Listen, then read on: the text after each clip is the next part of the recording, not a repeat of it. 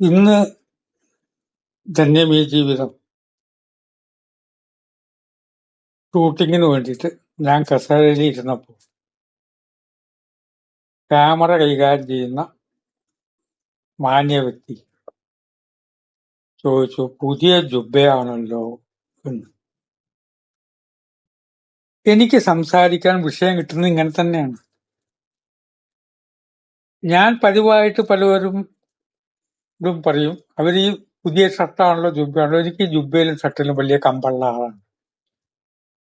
കുട്ടിക്കാലത്ത് അങ്ങനെ ഇഷ്ടം പോലെ ഷർട്ടൊന്നും വാങ്ങാനുള്ള സാമ്പത്തികമൊന്നും ഇല്ലാത്തതുകൊണ്ട് ആയിരിക്കാം തുടങ്ങിയത്. നല്ല ഡ്രസ്സിനോട് താല്പര്യമുണ്ട്. ഇത് മാനസികമായിട്ടൊരു സന്തോഷം ഉണ്ടാക്കും. രാവിലെ ക്ലീൻ ഷേവ് ചെയ്തിട്ട് ഒരു നല്ല ഡ്രസ്സ് ധരിച്ചാൽ ഒരു മാനസിക സന്തോഷം നമുക്ക് ഉണ്ടാകും. ഇടയ്ക്കൊരു ഫലിതവും പറയാറുണ്ട്, വാർദ്ധക്യമാവും തോറും പ്രായമേറും തോറും ഒരു വ്യക്തിയുടെ മുഴുവൻ ശ്രദ്ധ എന്തിലേക്കായിരിക്കണം. ഞാൻ പറയുമ്പോൾ ഓഡിയൻസ് വിചാരിക്കും ഞാൻ പറയാൻ പോകുന്നത് പരാശക്തിയുള്ള വിശ്വാസമായിരിക്കണം എന്ന് പറയാൻ തുടങ്ങാന്ന് വിചാരിക്കും. ഞാനൊരു ട്വിസ്റ്റ് പറയും, എല്ലാ ശ്രദ്ധയും ധരിക്കുന്ന ഡ്രസ്സിലാവണം എന്ന് പറയും. അപ്പൊ ആളുകൾ ചിരിക്കും, ചിരിക്കാത്തവരുണ്ട്. തമാശാണ് പറഞ്ഞതെന്ന് മനസ്സിലാക്കാത്തവർ ചിരിക്കില്ല. അവരുടെ മുഖം മാറ്റം ഉണ്ടാവില്ല. പ്രായം കൂടുന്തോറും മേക്കപ്പിലും ഡ്രസ്സിലും ശ്രദ്ധിക്കണോ? ഒരു മിനിമം ശ്രദ്ധ വേണം. വല്ലാതെ അഴുകിയ വസ്ത്രങ്ങൾ ധരിച്ച് നമ്മൾ നടക്കരുത്. ഒരു മിനിമം മാന്യത പുലർത്തണം. തീർന്നില്ല, വാർദ്ധക്യത്തിലെത്തവരെ വൃദ്ധൻ എന്നാണല്ലോ വിളിക്കുക. ഇത് കേൾക്കുന്നതിൽ വൃദ്ധന്മാരുമുണ്ട്, ചെറുപ്പക്കാർ കേൾക്കുന്നുണ്ട്. വളരെ 26 വയസ്സുള്ള ഒരു യുവാവ് ഇടയ്ക്കിടയ്ക്ക് വിളിക്കും. ഈ വൃദ്ധന്മാർ എന്ന് പറഞ്ഞാൽ അവർക്ക് യാതൊരു ഉത്തരവാദിത്വം ഇല്ല എന്നാണ് വിചാരം. വയസ്സായി റിട്ടയർ ചെയ്തു, ഇനിയിപ്പോ ഒന്നിനും വയ്യ. വീട്ടിലൊരു ചടങ്ങ് നടക്കുമ്പോ ഒന്നിലേക്കും ഇല്ല. എനിക്ക് കുറച്ച് ചൂടുവെള്ളം വേണം, ബാക്കിയുള്ളവരെ ശല്യപ്പെടുത്തിക്കൊണ്ട്. വൃദ്ധൻ എന്ന് പറഞ്ഞ അർത്ഥം എന്താ? വൃദ് എന്ന ധാതുവിന്റെ അർത്ഥം പൂർണ്ണത എന്നാണ്. അല്ലാതെ വൃദ്ധൻ എന്ന് പറഞ്ഞാൽ തന്തപ്പിടി എന്നല്ല അർത്ഥം. പൂർണ്ണത. ഒരു മാവ് പൂത്ത മാവിലേക്ക് ഞാൻ നോക്കാറുണ്ട്. ഇത് മുഴുവൻ മാങ്ങയാവണമെന്നില്ല. അങ്ങനെ അതിൽ തീരെ ചെറിയ മാങ്ങ അത് വലുതായി വലുതായി വലുതായി ഇടയ്ക്ക് കൊഴിഞ്ഞു പോണ മാങ്ങയെ പറ്റിയല്ല പറയുന്നത്. ആ മാങ്ങയ്ക്കൊരു പൂർണ്ണത എത്താണ്ട്. ഇത് ജീവിതത്തിൽ വേണ്ടേ? ബാക്കിയുള്ളവർ പെരുമാറുന്ന പോലെയാണോ വൃദ്ധന്മാര് പെരുമാറുന്നത്? ആ പക്വത അവരുടെ വർത്തമാനത്തിൽ ഉണ്ടാവണ്ടേ? പ്രായത്തിന്റെ പക്വത മാത്രം പോരാ, ഏകദേശം അതിനനുസരിച്ചൊരു വിവരവുമുണ്ട്. പണ്ഡിതനാവണം എന്നല്ല പറഞ്ഞതിന്റെ അർത്ഥം. ആ പ്രായം കൊണ്ട് ആർജിച്ച പക്വതയോടൊപ്പം ഒരു വിവരവും വേണം. വൃദ്ധൻ എന്ന് പറഞ്ഞാൽ പരിപൂർണതയിൽ എത്തിയവൻ എന്നാണ് അർത്ഥം. ആ മാങ്ങ പഴുത്ത് ഈ മാങ്ങയാണത്രേ ജ്ഞാനപ്പഴം. മാങ്ങ നിസ്സാര കാര്യം അല്ല,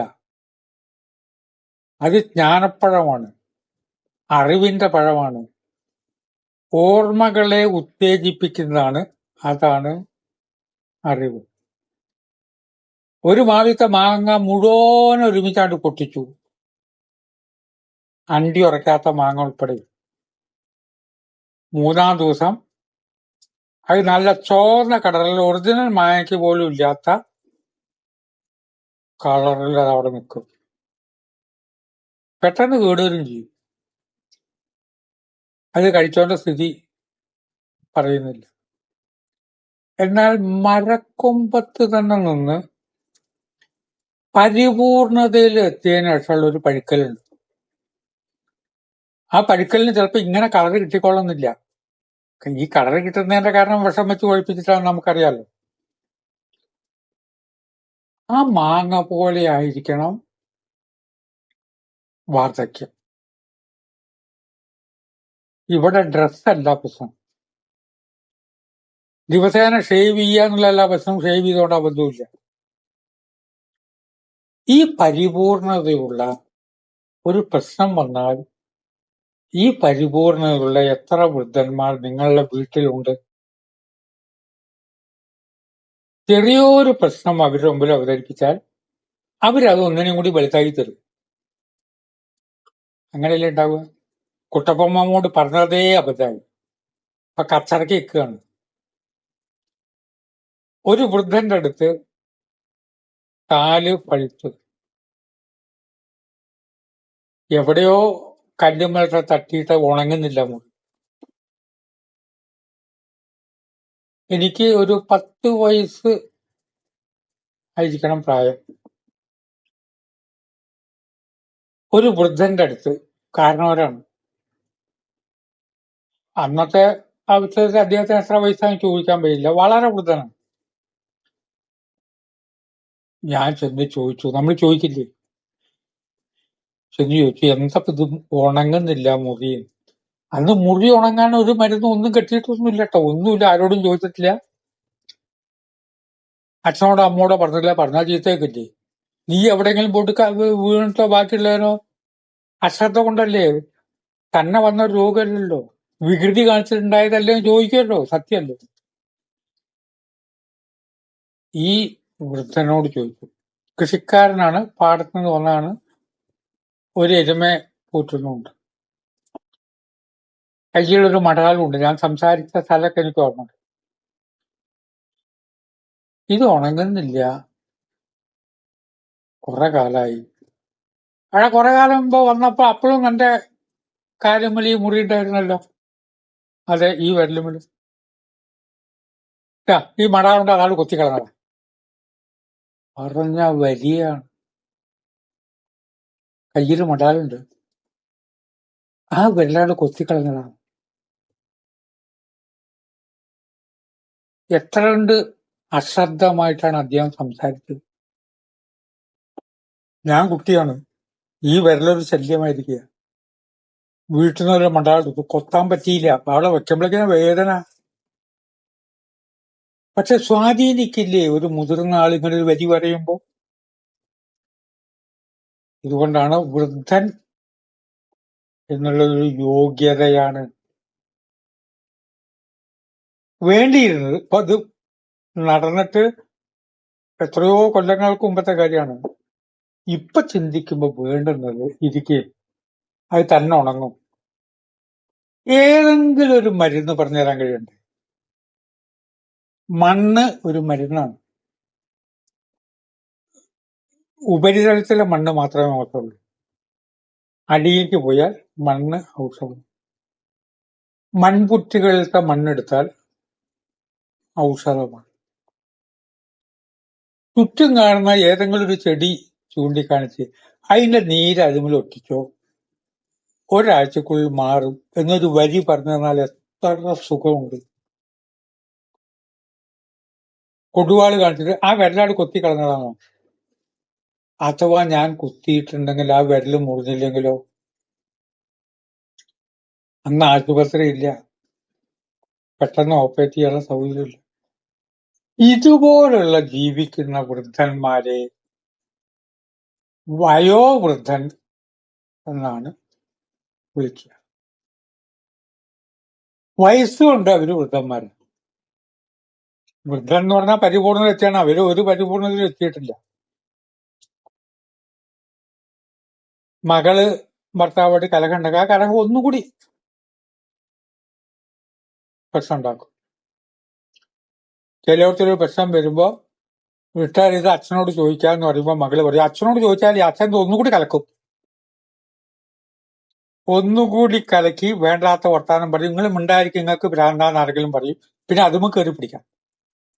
എന്നെ ഭ്രാന്തൻ എന്ന് വിളിച്ചു. ഇതല്ല വൃദ്ധൻ. വയോവൃദ്ധനാവും. വയസ്സ് കൂടുന്തോറും വയോവൃദ്ധനാവും. ഏത് വൃദ്ധനും ഒരു ഉത്തരവാദിത്തമുണ്ട്.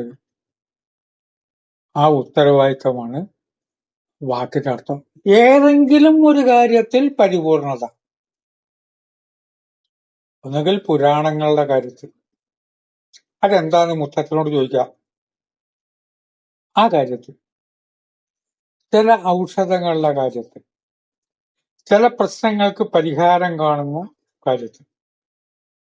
എല്ലാം തികഞ്ഞ വൃദ്ധൻ എന്നല്ല.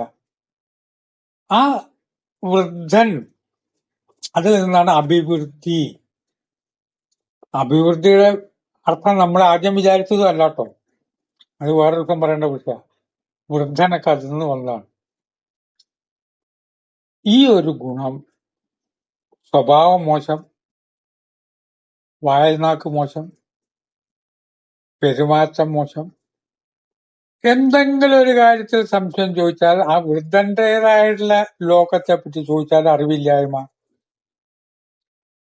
അവരെ വിളിക്കുന്ന പേരാണ് വയോവൃദ്ധൻ.